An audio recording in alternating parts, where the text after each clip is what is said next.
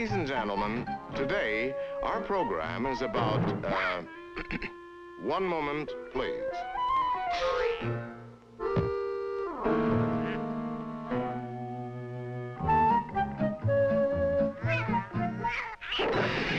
Ladies and gentlemen, please bear with us a moment.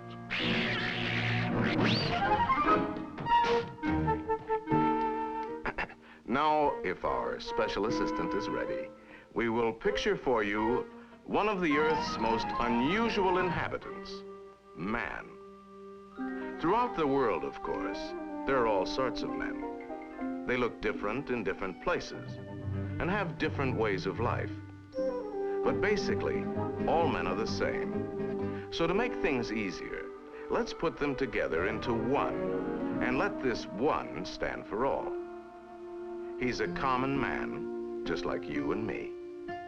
By nature, man is one of the animals, but he has something the rest do not have: human intelligence, the ability to reason and plan ahead. Other animals are at the mercy of the world around them. But by his ability to reason, man has learned to improve his lot. Carrying him ever upward, this ability may someday make man master of all he surveys. Well, nearly all, for at his side, of course, is woman. But this upward rise is being slowed by the sheer weight of numbers. The family of man is increasing at an astonishing rate, almost doubling every generation. Ironically, this too comes about through man's intelligence. To understand something of why this is so, let's picture one small community and let it stand for communities around the world. Now, to begin with, the number of people in the community remained about the same for many generations. There was almost a balance between the large number of babies born each year and the large number of people who died. The large number of deaths were brought about primarily by disease, often raging epidemics, and by famine. Most tragic of all, many of those taken were small children. Then, in the space of a single generation, man began to change these conditions. There was great progress in medical science. There was more food and better distribution. There were vastly improved methods of health and sanitation. Now let's go back to the balance and see what happens. There are still about the same number of babies being born each year. But today, deaths are cut in half or better, especially among children. The old balance is upset. Those who live now instead of dying are added each year to the number of people in the community. Of course, as more and more people are added, their needs increase.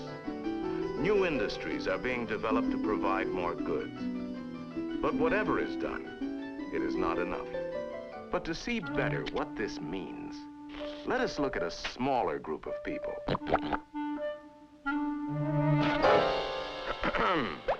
Suppose we start with a middle-sized family. Father and mother, and just a few children. Now imagine that there is a house to live in, and a plot of land which the father works to support them all. There is an ox to pull the plow, and the land yields a good crop. With only this many at a meal, there is enough for all, and even a little left over to provide money for some comforts and modern conveniences. The mother doesn't have to work too hard and stays healthy and happy. The children, too, are healthy and happy and go to school to gain an education. Even with modest resources, this family is doing well. But now let's paint another picture of this family. And suppose that in time, more and more children are born. But let us also suppose that the house and the plot of land remain the same. Now the entire crop must be used just for food. But even so, with this many mouths to feed, there won't be enough to go around. Of course, there will be no money for modern conveniences. Even worse, the ox can no longer be fed, and the work must be done by human effort. The mother will have too much to do. She'll be tired and cross, and her health will suffer. The children will be sickly and unhappy, with little hope for the future. And when the sons grow up, the land will have to be divided into so many small pieces that no one will have enough. Even if the family moves to the city, with little money and many mouths to feed, there will be the same poverty as before. This picture can be true for countless families if the number of children born is left to chance. But fortunately, this need not happen anymore. He does not know what he is saying. That's the way life is. Nothing can be done. Today, things have changed. Modern science has given us a key that makes possible a new kind of personal freedom: family planning. Family planning? Never heard of it. Family planning means that without affecting normal relations as man and wife, you can decide in advance the number of children you will have and when you will have them. You can have one child, or two, or more. You can space them out over a number of years. You can choose to stop having them altogether, but you can start again if you change your mind. You can have only the children you want, and only when you want them. That's what family planning can mean to you. Well, that sounds good, but talk is cheap. Can you make that idea really work? Today, family planning can be accomplished by several effective methods. Merely by taking pills or using simple devices. That's very nice, but where do we go to find out about this? You can learn of the various methods and get help in deciding which is the best for you by asking a doctor or a health service worker, or by going to a family planning clinic. Well, that's easy enough.